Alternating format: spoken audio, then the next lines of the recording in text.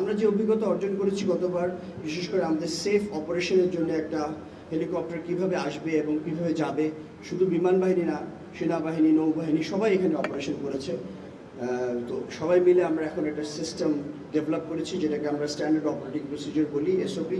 তার মাধ্যমে ভবিষ্যতে যদি প্রয়োজন হয়, আমি দোয়া করি যাতে এখানে এ ধরনের বন্যা না হয়, বা যদি হয় তাহলে আমরা আরও সুন্দর এবং অর্গানাইজডভাবে এখানে উদ্ধার এবং ত্রাণ কার্যক্রম পরিচালনা করতে পারবো বলে আমার বিশ্বাস। আমাদের প্রায়োরিটি ছিল প্রথমে শিক্ষা প্রতিষ্ঠান এবং ধর্মীয় উপাসনালয় এবং মাদ্রাসা এবং স্বাস্থ্য। তো এখানে স্বাস্থ্য উপজেলা কমপ্লেক্স যেহেতু আলাদা মন্ত্রণালয়, তাদের যথেষ্ট আছে কিছু করার, সেজন্য আমরা প্রথমে মেডিকেল টিম পাঠিয়ে সাহায্য করেছিলাম। এবং পরবর্তীতে আপনারা যে বিল্ডিংয়ের সামনে আমি দাঁড়িয়ে আছি, এই বিল্ডিংটা একটা উদাহরণ হিসাবে আছে।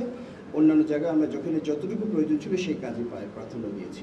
এবং এটাই শেষ না, যদি আমরা বলেছি যে ভবিষ্যতে যদি আরও প্রয়োজন হয় ছোটোখাটো, আমরা আপনাদের পাশে থাকবো।